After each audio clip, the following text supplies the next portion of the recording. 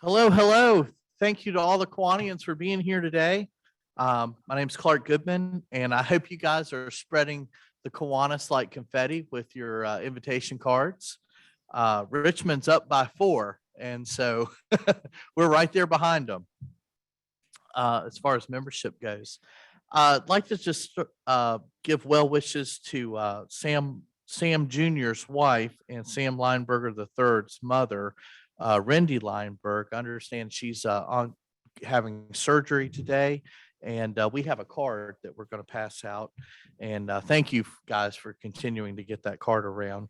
Got some good news. Bob Rutherford is doing much better from what I heard for where he fell down the stairs. And of course, it's always nice to see Mike Quinn and Betsy on Zoom, and I know they're doing well. So I'm glad to see those guys today. Our invocation today is going to be led by Wendy Mellentine. Yes. I'm on Zoom. On Zoom. You ready? Ready? Clark? She could be good, Clark. Go ahead, Wendy. Okay.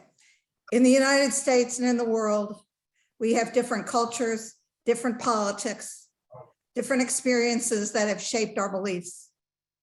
But if we can establish that we're working towards some common good, whether we like each other or not, then we can be brothers and sisters.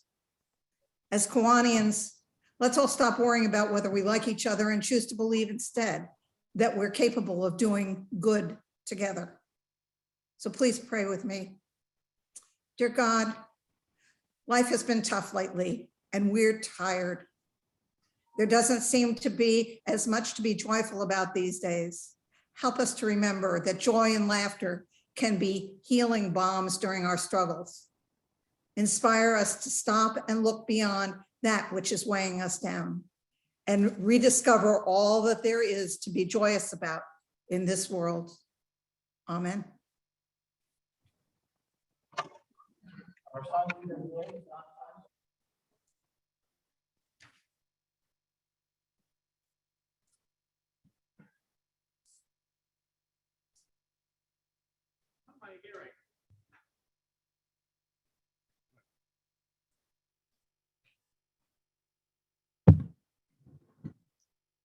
The song today is a harvest song, and I think you probably all know it from church, but it's appropriate for the day. Thanksgiving is coming up, and the harvest is coming. It's the end of summer and the beginning of winter. I'm hearing a lot of noise.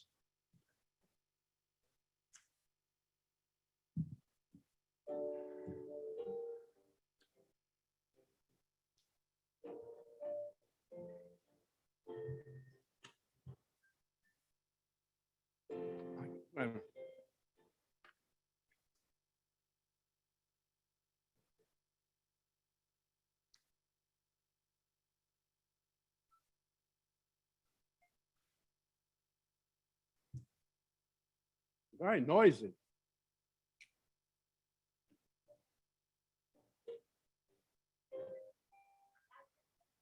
Okay, try it again.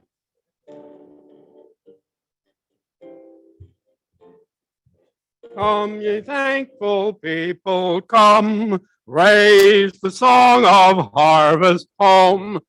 All is safely gathered in, ere the winter storms begin.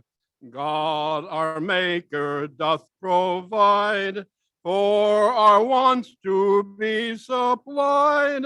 Come to God's own temple, come, raise the song of harvest home. Thank you. Thank you, Don. Today. Our Pledge of Allegiance today is going to be led by Joyce Montgomery. Pledge allegiance to the flag of the United States of America and to the republic for which it stands, one nation under God, indivisible, with liberty and justice for all. Thank you all. Y'all may be seated. Our introduction of guests today will be Tom Blake.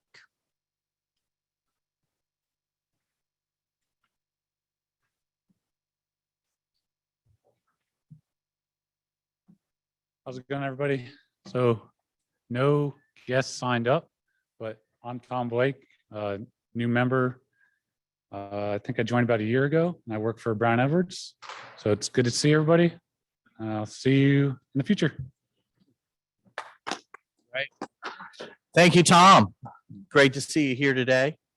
Always good to hear from our new members. We have grant presentations. Bob Haberman's here, and I'm going to turn it over to Bob.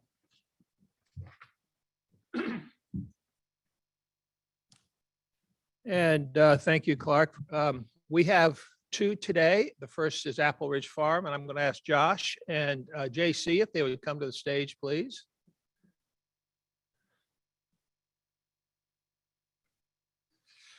And JC, would you tell us a little bit about Apple Ridge Farm and why you agreed to sponsor them? And then I'm going to ask Josh to just tell us a little bit about what he's going to do with the money. Thank you. Thank you. Thank you, Mr. Hageman. It's good to greet you here today, and I'm just happy that the Kiwanis Club of Roanoke has sponsored a grant for Apple Ridge Farm. Apple Ridge Farm is about the kids. That's what we're all about. This is about the kids, and they have great programs up there where they take care of so many kids. You couldn't have made a better choice than doing something for underprivileged children. Josh, I'm with the executive director of Apple Ridge Farms, and will you please come forward? Thanks, JC. Thank you guys for having me today. My name's Josh Temke. I'm the executive director of Apple Ridge Farm. You guys generously contributed a $1,000 grant to support our academic summer camp next year, which will fully scholarship 2 students to attend all of academic summer camp in 2022. Apple Ridge Farms has been running its academic summer camp for over 30 years, and we're looking into 2022 as what we think our most important summer camp yet. I know we probably have said that a lot over the years, but I really mean it this time. The reason being is we've been looking at the school data from 2020, and for the first time in over a decade, we've seen the on-time graduation rates decrease in Roanoke City and the dropout rates increase in Roanoke City. We've done such a tremendous job over the years of really fixing that problem. And I think the pandemic had a very negative effect on our students. I think probably the youth in our community, although they're not as impacted by the virus, I think downstream might have some of the greatest impacts from these last, year and a half, long time. But your 2 students are going to be able to come to academic summer camp next summer, and we're going to throw the full weight of Apple Ridge Farm, not just in the summer, but all school year round, focusing on getting our students back to par academically, socially, and emotionally. We want to get them interacting again, but we also want them to learn in a new and exciting environment that only we can provide up at Apple Ridge, and we're excited about that. Last summer, we had over 300 students that came through academic summer camp up at the farm, and not a single one of those students, nor their parents, nor the partner organizations that brought them paid $1 to be there. And that's only possible through grants like this. So, and hold me to this, is a new thing we're doing this year. You guys sponsored 2 kids to come through academic summer camp. And if JC will have me, and if I don't show up, it's his fault because he didn't remind me. But we want to come back after summer camp, and I want to tell you about your 2 students that went through, tell you their story, tell you their experience at camp, and what they aspire to do after that. So hold me to that. All right. Thank you all. Appreciate it.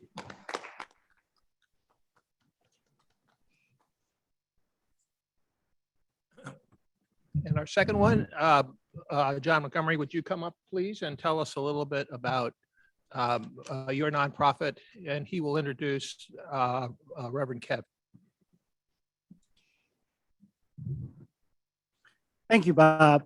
It's my honor to be the introducer of this particular grant recipient for a number of reasons. Bethany Christian Church is a church in the same denomination where I belong. I'm a member, and Joyce is a member of West Hampton Christian Church. And our relationship with our grant recipient today goes back somewhat. Reverend Kevin McNeil has assisted West Hampton over the years, so it's like introducing a friend. Bethany Christian Church has been a good steward of Kiwanis funds in the past.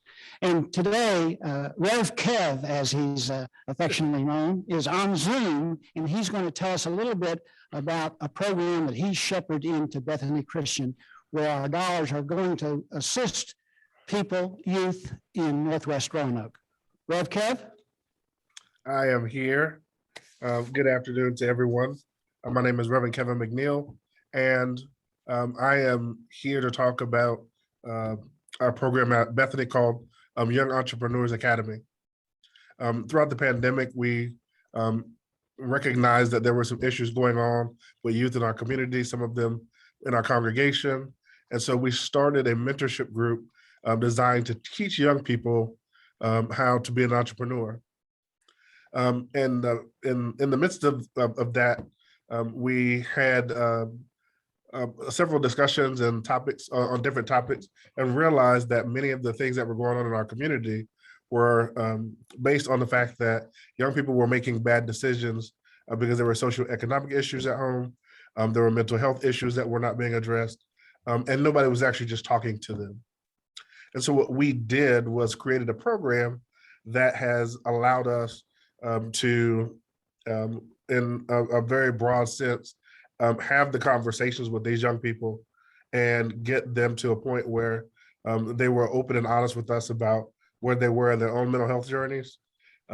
This past summer, we had a group of 17 kids, mostly out of Northwest Roanoke, who we took up to Virginia Tech 3 times over the summer to talk about admissions and talk about education, but also had an opportunity to have a mental health camp with them. We're able to talk to them about their own mental health. We had 7 young people who were able to help find jobs over the summer, so that they could do simple things like buy school shoes for themselves because their parents weren't able to. But we were also able to encourage them to do some civic duties. And so we put in over 150 hours of volunteer time over this past summer with these young people. And so they were able to have some sense of pride because they were able to give back to their community in new and different ways. And so it was an opportunity for us to engage them in new ways. Our theme for the summer was education, exposure, and engagement. And we charged them with being responsible for making sure that they properly educated themselves, which included going to class and being on time and doing the assignments. And so we're still following them throughout the school year this year. A couple of them who were not on target to graduate, looks like they will be able to graduate this year. And so now we're trying to help them find avenues to get to post-secondary education and whatever else that they want to do after high school, but also not just education, but the exposure. And so we're taking them to Virginia Tech 3 times and exposing them to different things throughout the city, help them to see outside of their own little radius of where they live, that there were things that they were able to do and to experience to broaden their horizons. And then the engagement, we created purposeful, specific points in time when they were to engage persons in the community. Our incoming sheriff, one of the candidates for a Commonwealth attorney, the mayor, other clergy and persons throughout the community, where they were able to sit down and start having these conversations about what is going on in the city from their point of view, and what part they can be in helping to make our city a better place. And so we're thankful for this gift because it helps us to continue in this work. And our goal is to help as many kids as we can. to get in as many as we can encouraged to continue to be educated, to continue to be great citizens, and to continue to foster better mental health in our community. Great. Thank you, Reverend. And we'll see you all next week.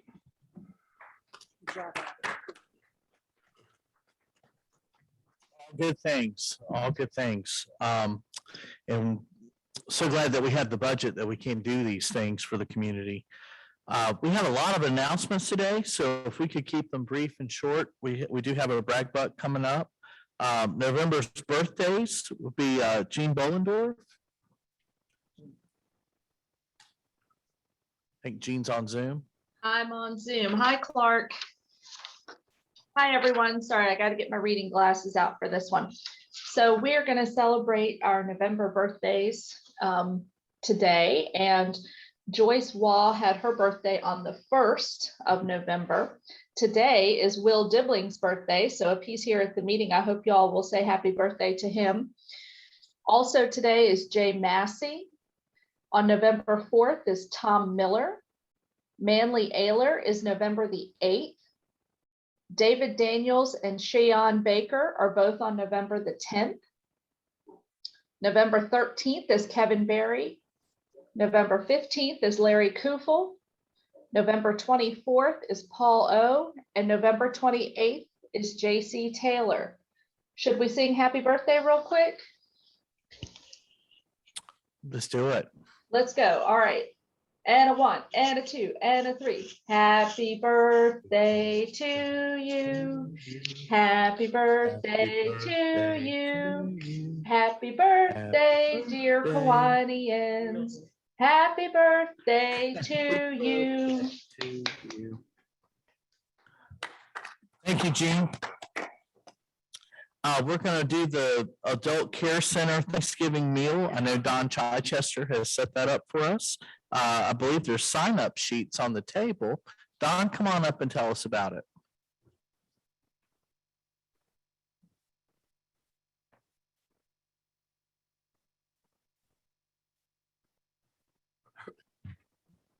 Most of you are familiar with the Adult Care Center, which we sponsor, and the luncheon that is held every year for the people who go and their families.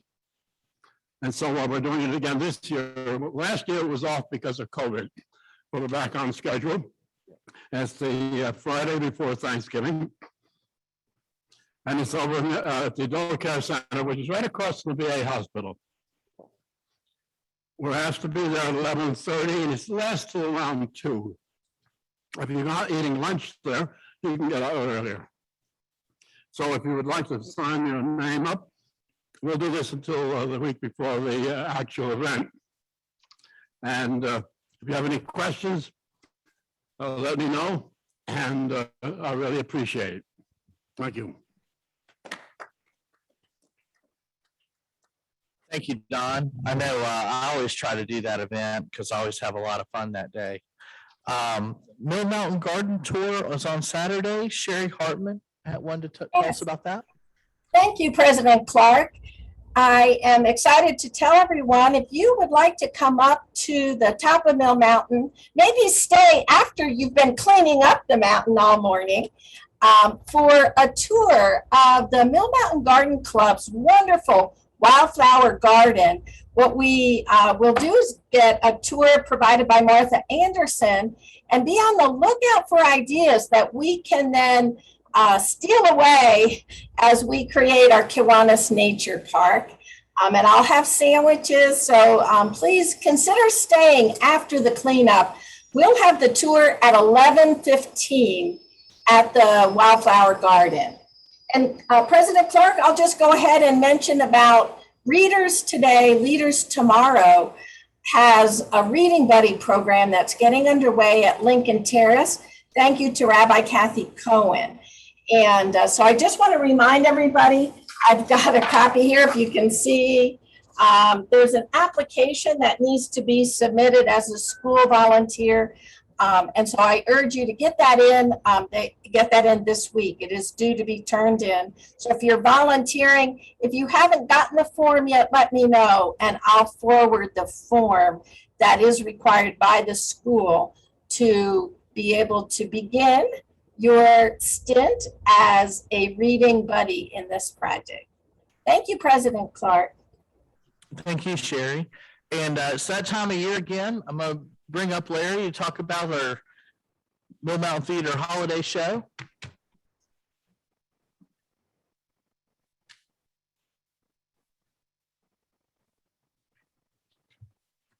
Whoops. I'm Larry Kufel.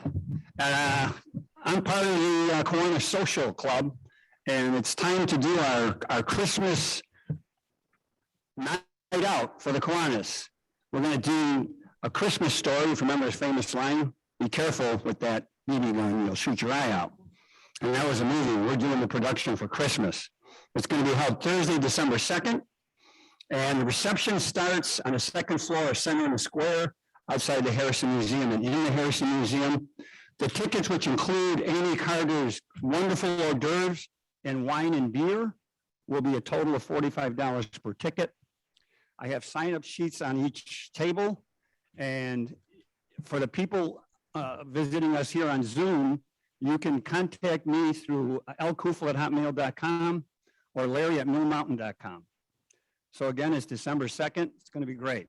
We'll have a good time. The last time we signed up for this, if you remember, it was Dream Girls. And we had 67 of us coming. We had the actors ready, the stage was built, and the pandemic hit and they shut our show down. So we couldn't go. So this is the first time since beginning of 2020. Okay? Thanks. All right, thanks. Thank you, Larry. Just want to make an announcement that our officers meeting is going to be Friday morning at Famous Toastery, 7:30 to 8. Our board meeting will be Monday at the Water Authority, just for anybody who'd like to come to that.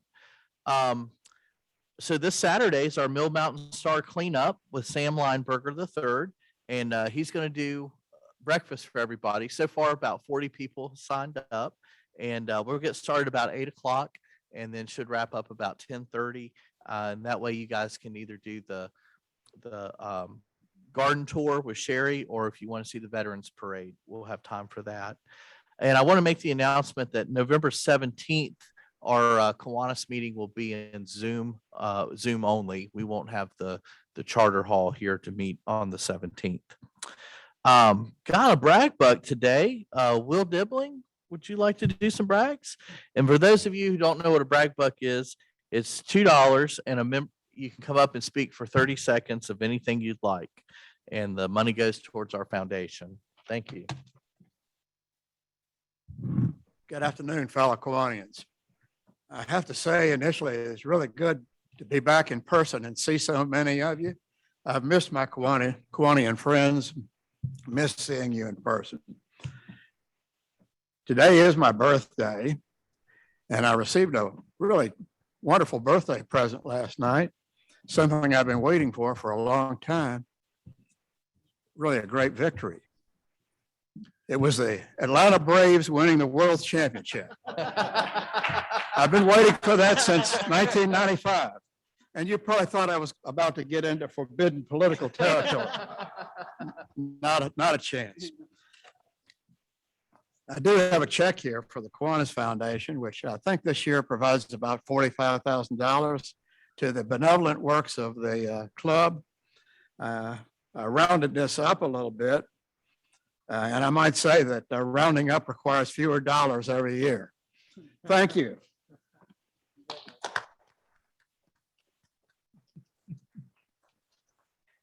Do we have any other braggers here today? Well, let me just say that our program today is going to be. Oh, great. Okay, Ken.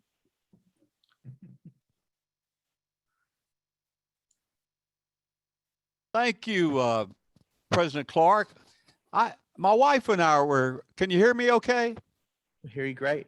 My wife and I were at the Mill Mountain Theater last Friday evening for a wonderful program called Crooners, and 4 young, very talented soloists sang songs that we're all familiar with.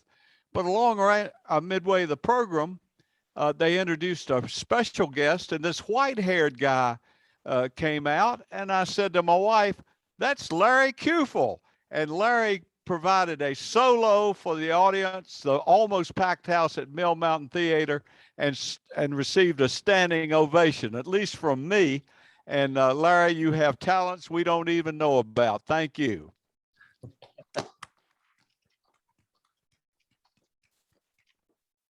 Thank you, Ken.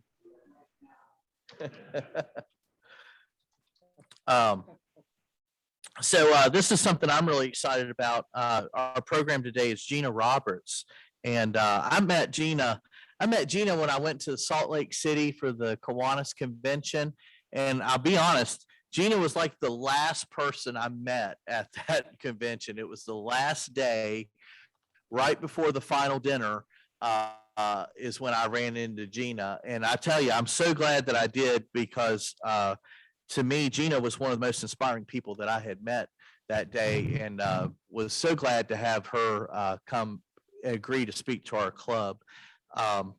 Gina sent her bio over, and I'd just like to read that and introduce her to get started. Gina says, "I was the late starter in Kiwanis. I joined in 1999, 2000 because someone asked me, and I wanted some adult company while working out of my house on my home-based engineering company. I am completing my stint as Lieutenant Governor for Division 37 for the 2020-2021 as we speak. Gina belongs to the Valley Center Club, and she is the president of the Kiwanis Club of Southern California for Safe Kids, a club created to address gun safety for kids in a non-political and non-aligned manner. Gina is an adventurer as well. At least she tends to do things that others seem to think are adventurous. She recently participated in the Surviving Man reality TV show. She shoots competitively in numerous sports, nationally and internationally. She is a pilot, a ham radio operator, expert off-road driver, former rock climber, cave dweller, mine explorer, bodyguard, debt collector for the mob until she figured it out and quit. She's a gun collector, gunsmith, passionate Second Amendment advocate, board member and secretary of the Valley Center Fire Protection District Board, advisory committee member of the Valley Center Parks and Recreation, commissioner on the San Diego County Leon L. Williams Human Relations Commission, and a member of the Public Safety and Strategic Planning Subcommittees. Elected SDGOP Central Committee member and member of the Executive Board, president of the Escondido Republican Women's Federated. Gina's life is an open book of joy and compassion for things I do. She seems never to be able to say no, and often ends up being in management of business and nonprofits despite her original intentions. I love serving people and being there to support her friends and acquaintances. She has the most amazing friends in the world, and she cherishes them. She is a parent and grandparent, 3 kids, 2 grandkids, and a spouse that she now calls her best friend. Oh, and she's transgender, breaking many barriers and creating lots of firsts, but that's not who defines who she is. Gina, I can't wait to introduce the club to you. Well, thank you. As soon as I can get rid of my tears running out of my eyes, I'll be able to talk again. First of all, thank you for having me. Meeting the high point of me going to international conference or convention was meeting people that I never, would otherwise meet. And that's one kind of the cool, of all the bad things that COVID brought to us, Zoom meetings and being able to participate across the country and across the world has been truly one of the best parts of it. However, I wish I was in Roanoke. I do have a Roanoke story. The last time I was in Roanoke was in 2006 when I rolled a car on the Shenandoah Highway in the middle of the night, and the National Park Service lady drove me all the way down to Roanoke so I could meet my son in the hospital down there, and the rest of my family that were transported by ambulance. So I really, and believe it or not, that's a fond memory because of how wonderful everybody in the fire protection districts and the higher districts and then volunteer groups treated me and my family. And it was, that's another thing that the dumb, I talk about onion ninjas. It's the only reason my eyes set water. So anyway, so I'm just amazed about Virginia. And I could talk about some political things, but I won't. It was kind of an interesting meeting.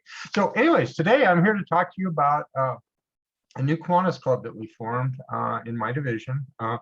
It's funny because if you look at the name, it says Kiwanis Club of Southern California for Safe Families. So we actually just changed the name and changed it from kids to families so we could kind of expand our mission a little bit.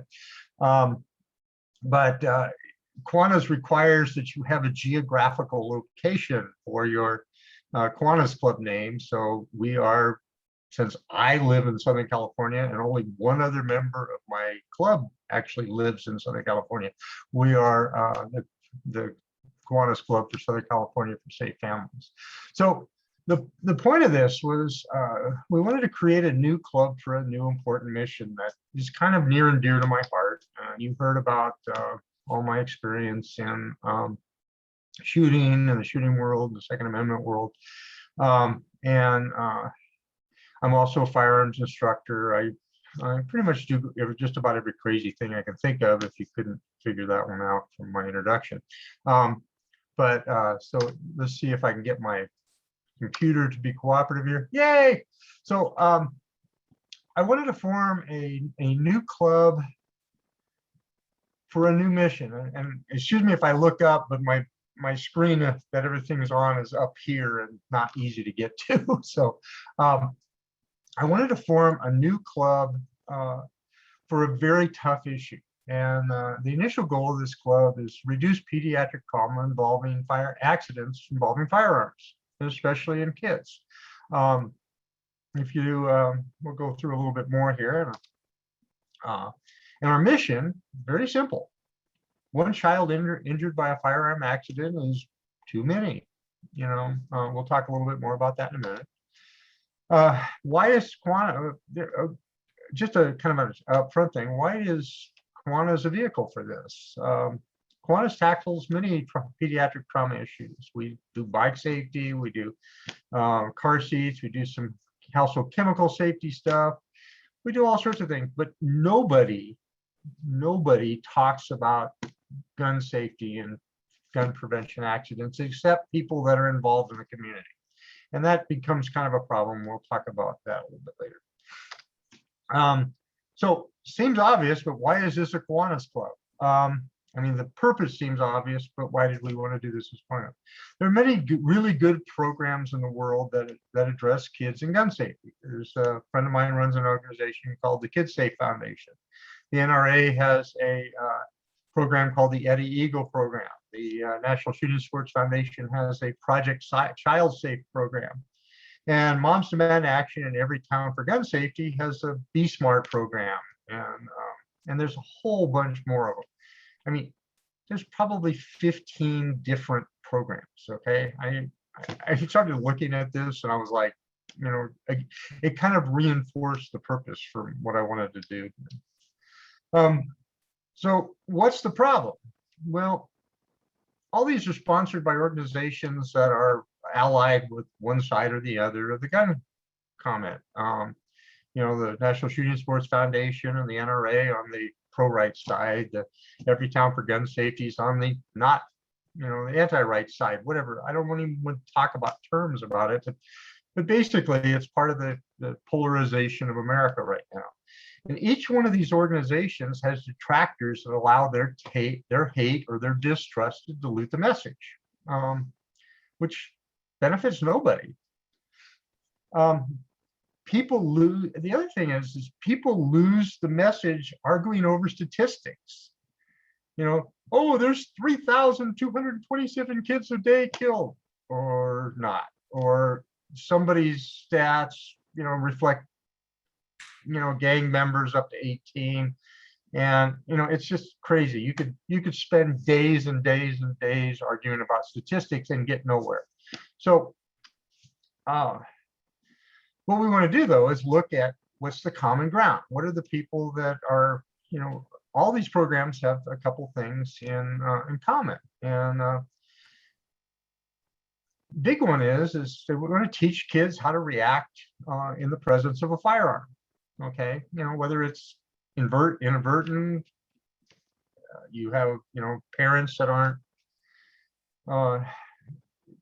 as responsible as they ought to be, you know, whatever. So you basically find a kid in the presence of a firearm, and we want to make sure that the kid knows what to do when they are in that position. We want to inspire families to protect and secure their firearms. And there's lots of different ways to do that. We want to keep, basic thing is we want to keep firearms out of the hands of children. But the biggest thing is, one thing that we can all agree on without arguing about statistics is even one child injured is one too many. And so let's stop arguing about the statistics about it and just start doing something. And so that's kind of, you know, myself and our new governor-elect in the CNH district were kind of the people that kicked off, you know, kind of formed the idea. We met at the Rose Bowl Rose Float decorating one evening, and we talked about it, and she knew I was involved in firearms training, and she said, well, my brother was killed in a firearms accident in whatever city it was, I don't remember, in Northern California someplace. And she said, I'd like to do something about it. And so that was the fomenting idea. So what we decided to do is there's all these really, really good programs, but politics and emotions keep people from sharing, listening, and distributing and teaching these issues. The only losers here are the kids. Anybody support kids in Kiwanis? Just raise a hand. You know, it's kind of a thing we do well. So what's the common message? I mean, you know, this particular message I copied off of the NRA at Eagle site. The same messages on just about all of them. They all, you know, revolve around these 4 steps for kids fighting firearms. You know, stop, you know, stand back, think about it, don't do anything. Don't touch it. You know, it's not going to do anything if it's laying there on the ground. Don't touch it. Get out of there. Get away from it and go find an adult or somebody to deal with it. You know, and I'll give you a hint. In some neighborhoods, finding a responsible adult might be a problem, but or somebody that interesting that they use the term trustworthy there. So, but anyway, so the message is basically this, and all the messages are almost identical, but because they're shrouded in ownership by you know, an aligned organization, there's people someplace that say no, bad, that can't be any good, even though it's the same exact words almost. There's one other common issue. Everybody says that we need to secure firearms to prohibit unauthorized access. Seems kind of obvious to me. No, and unfortunately, it seems to not message not to. So again, why Kiwanis? Kiwanis provides a very fascinating vehicle. We're non-political, not aligned. We have a fresh perspective on this. We have an ongoing pediatric trauma prevention program. In California here, we're partnered with various hospitals and doctors. I think we have 6 major hospitals that we're partnered with, some up in Oakland, one in San Diego. Oh no. Okay, so I'm advancing my slides, but I'm not advancing them in the right place. Okay, thank you. Okay, so let me just go through them a little slower. I'm sorry. I failed miserably. So here's the things. All right, so here's the message. I'm sorry. I wish somebody would have said something earlier about that, but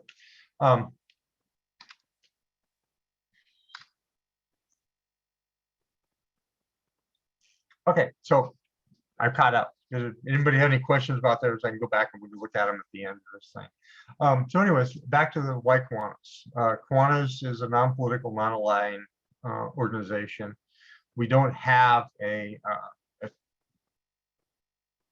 slant on things. What we are doing is working on helping the kids. So we've become a very trusted source of information, and that's interesting because that brings another aspect to making sure that we honor that trust as we carry this message forward. So it becomes a non-trivial exercise. We want to make sure that we present all this in a way that keeps the integrity of Kiwanis going forward. All right, so did it change that time? Everybody's just heads up. Okay, awesome.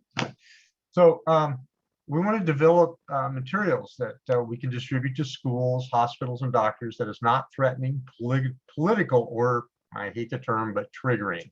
People go off on things that some people just don't understand why that bothers them. But we want to make them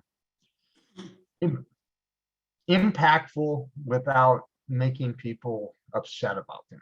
And even though the subject is somewhat upsetting, I'll give you a hint. It's just about as bad as the idea of kid not being in a car seat and going through the windshield. It's, if you boil down the idea of keeping kids safe, it's a very, we don't end up talking about, again, the bad parts. We talk about fixing the issues.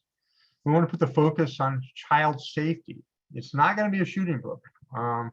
My friend that runs Kids Safe program that I've asked you guys to make your donation to has two components. He has a gun safety program and he also has a shooting program. And that put off some of the people on the other side that I've asked to join the group. So we've actually unaligned from him. We originally were using him as our charity of choice. So we've now he's not part. That's why one of the reasons we changed the name. It's no longer Safe Kids, it's Safe Families, because we wanted to make sure that we separated that those two organizations. So our first project, how do we get this message out? What do we want to do?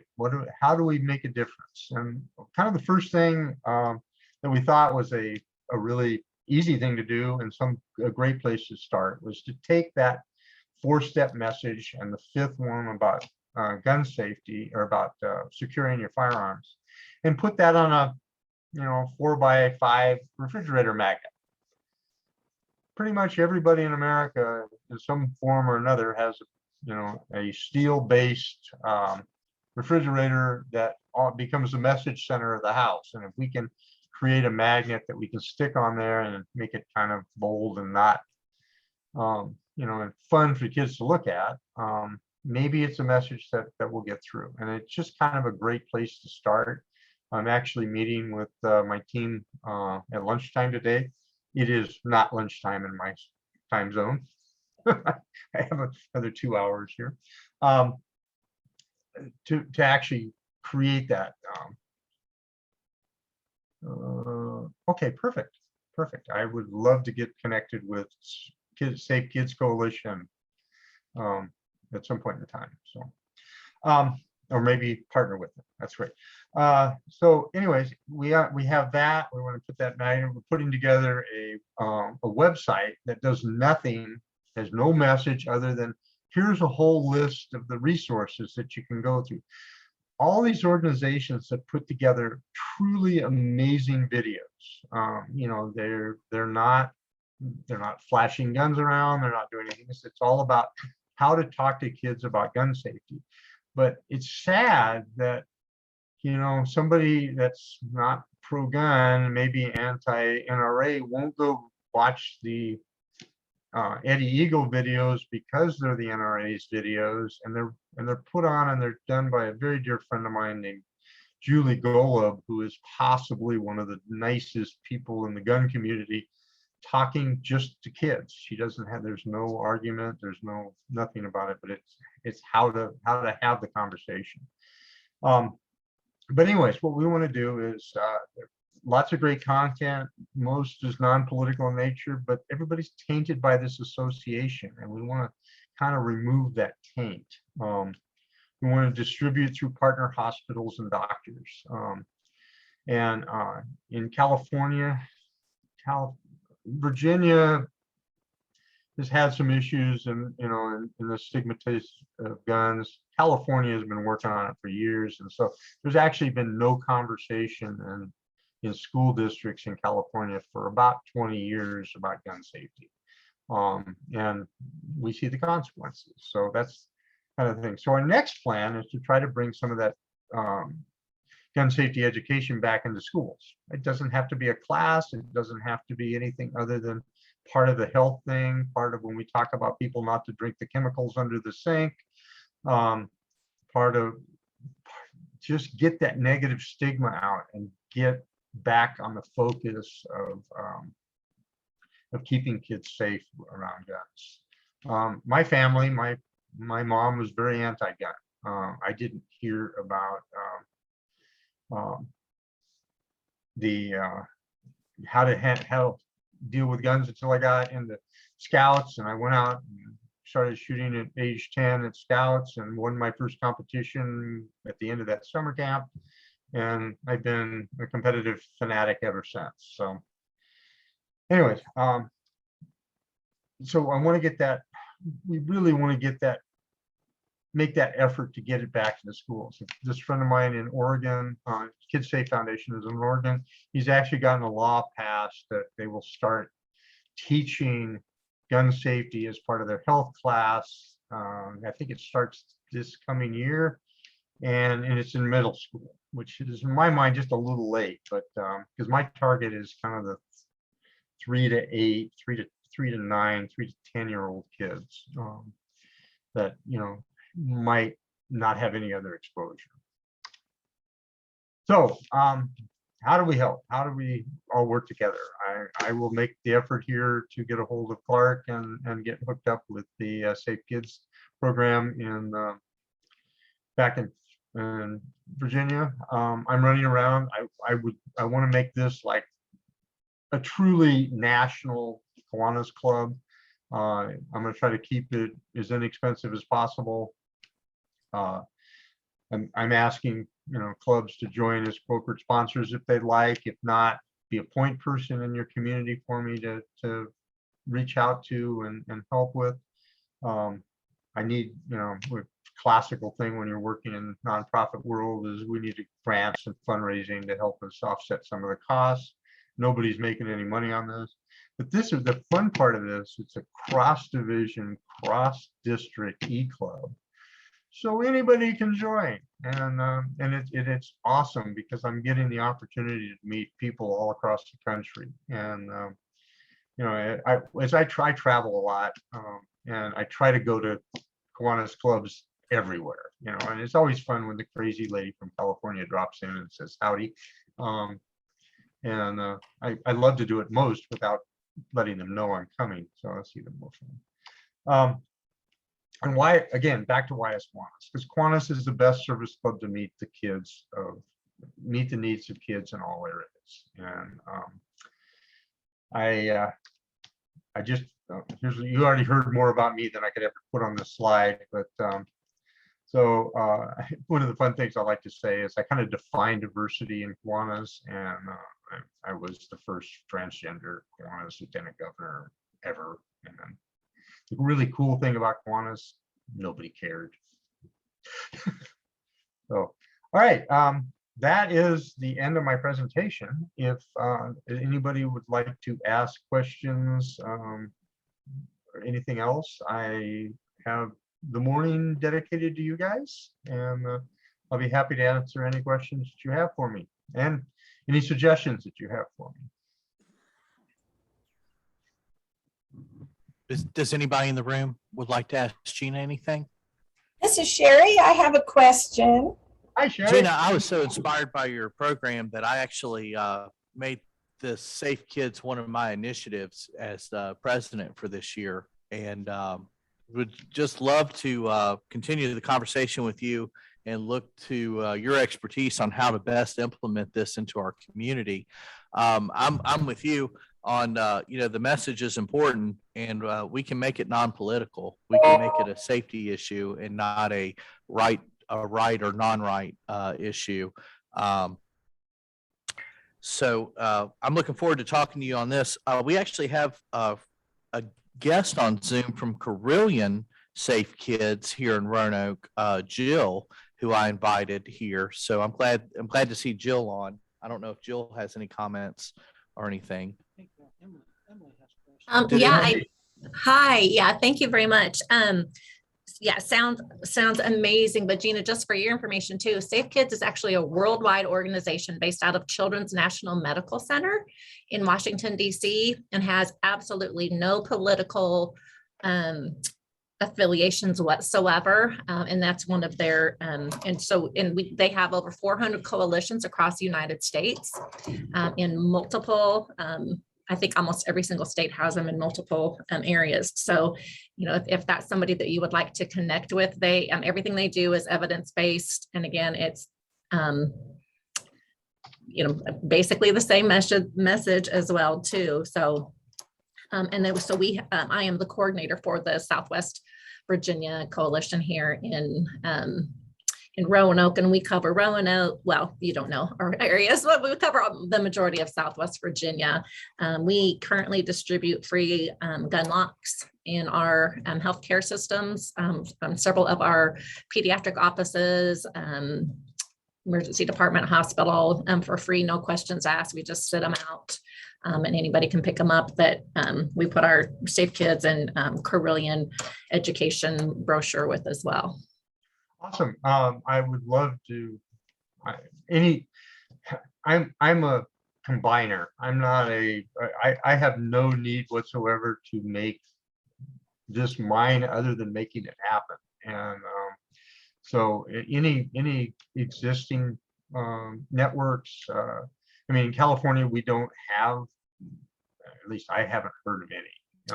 And so it was a really, really big deal out here, and in Nevada and in Hawaii, which is our district, is those 3 states.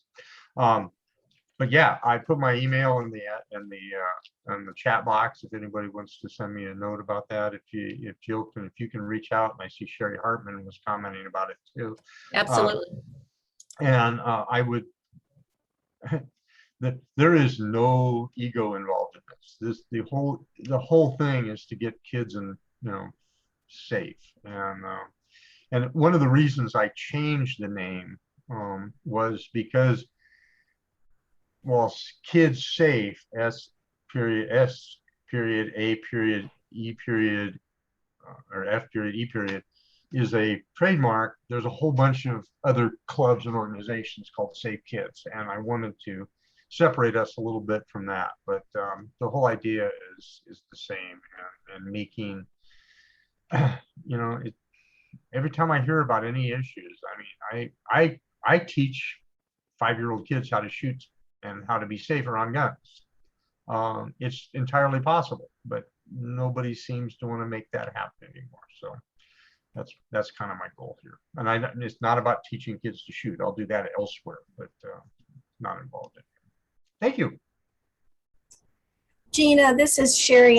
The question that I had, Clark had come with a very compelling case, representing you very well. And so he was lying. Trust me.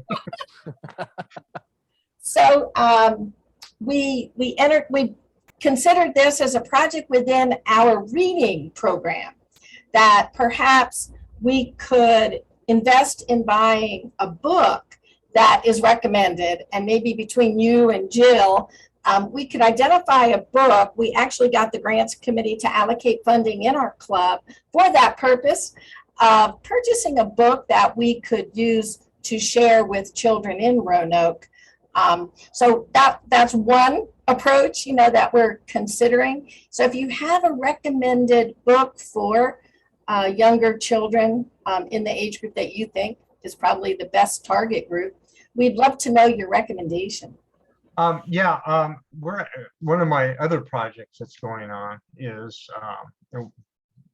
it's like here's the first project, we're going to do this magnet thing. Here's the second project, we're doing this. Somebody also asked for a long timeline, and to give you a hint, this is not it's a changing hearts and minds in lots of cases. And my goal is like the next 5 years. This is kind of my legacy project. And but one of our near-term things is we have a lot of the literacy clubs in Southern California. And one of the people that runs the literacy club is actually an author and has access to publishing resources for minimal cost. And I am currently right now doing kind of a literature search to see what books are out there, and unfortunately, most of the ones I found have got some slant to them, and I don't want that slant passed out. Either way, I don't want someone to pick it up and go, oh, I should go buy guns because my kids can be safe now. Or, oh, I hate guns because my kids can't be safe. I don't want that background noise. I want here is the steps to be safe. Here's the right things to do. And, and right now, I mean, if you look at the NRA, the NSFF, the Town, they all have brochures, and they all have, they're all good information, but they're all leaning one way or the other. So if I need to, we'll build a book. And like I said, we have, and we can do it fairly quickly. I just need to get off my posterior. I'm finally wrapping up all of my lieutenant governor duties. If anybody tells you that being a lieutenant governor is the easiest job in Kiwanis, just do me a favor and slap them. It's the funnest job in Kiwanis, but it is not the easiest job. So anyways, great, Sherry. I appreciate that. And I see Jill put the safekids.org, which I had found before. I appreciate that. Yeah. And if I could just add to, we love the safety messages, but with that messaging about teaching kids, yes, but there's also a lot of evidence-based information out there about, they've done multiple studies where they teach kids about firearm safety and gun safety. The adults, the law enforcement officers, their parents, they put the kids in a room with an unloaded gun, and 75% of those kids who have been educated go to that gun and pick it up. So it's definitely, we have to teach the kids, but it's definitely still has to go back to those parents about keeping it safe and locked when it's in their possession. Well, that's an interesting comment, because I've done that experiment with kids that I've taught and other people, and have had exactly the opposite reaction. So, and I wonder, I'm wondering what the ages are. I've been with Safe Kids for 20 years, and that's been, but like you said, it's everybody has a study and everybody has it. But the reality of it is, like, what we say is you can't contain curiosity. Kids are curious. And so we just have to make that push for those multiple levels and barriers of safety. Correct. I mean, and but the first step is to get both parents and kids taught the proper respect. And one of the things that I have as a firearms instructor is, through my 30 years of doing this, the attitudes of people that take training has changed tremendously, because of just how they see things, how they act, and how they react to